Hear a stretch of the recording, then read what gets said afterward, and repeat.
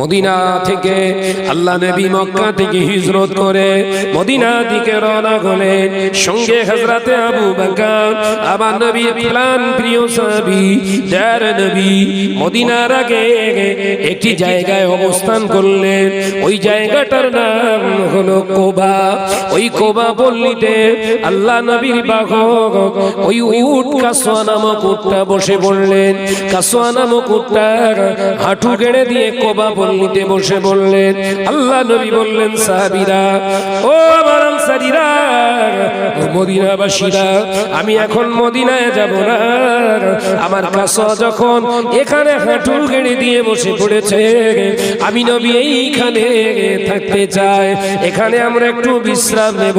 আল্লাহ নবী ওখানে 4 দিন অথবা 7 দিন আল্লাহ নবী ওখানে অবস্থান করে নবী এলান করলেন, ও আমার সাহাবীরা, আমি নবী চাইছি যে জায়গায় আমার এই কাসওয়া আমার বাহক আমার উটটা যেখানে হাঁটু গেড়ে সিজদা করেছে, আমি নবী চাই আমার উম্মতরাও এখানে সিজদা করুক।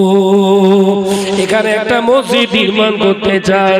আল্লাহ নবীর কথা শুনে সমস্ত সাহাবায়ে কেরামরা বলেছিলেন, ইয়া রাসূলুল্লাহ, ইয়া হাবিবাল্লাহ, হুজুর এই জায়গায় মসজিদ আপনি নির্মাণ করবেন, কিন্তু জায়গাটা হলো দুটো এতিম বাচ্চা। ভালো করে বুঝে নাও, জায়গাটা কাদের? দুটি এতিম বাচ্চা। আল্লাহ রাসূল বলল, আচ্ছা আচ্ছা আচ্ছা, ওই 2 ভাইকে একবার আমার কাছে আনো না, দুটো বাচ্চাকে রাসূলের কাছে। আসসালামু আলাইকা ইয়া রাসূলুল্লাহ, ইয়া হাবিবাল্লাহ, হুজুর আর শুনেছি আপনি নিয়ত করেছেন মসজিদ নির্মাণ করবেন। হুজুর, আমরা 2 ভাই আপনার নিয়তে নিয়ত করলাম, আপনি আল্লাহর মসজিদ বানাবেন, আমরা আল্লাহর রাস্তায় দান করে দিলাম। আরো জোরে বলুন সুবহানাল্লাহ। হুজুর আপনি মসজিদ বানাবেন, আমরা দিয়ে দিচ্ছি আল্লাহর রাস্তায়। নবী খুশি।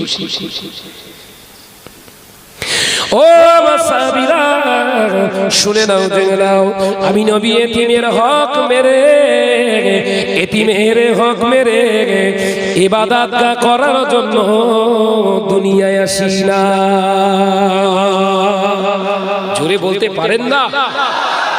এতিমের হক মেরে আমি নবী জমিনের উপরে মসজিদ গাড়তে আসিনি, আমি রাসূল এসেছি এতিমের হক বুঝে দিতে। একবার জোরে বলে।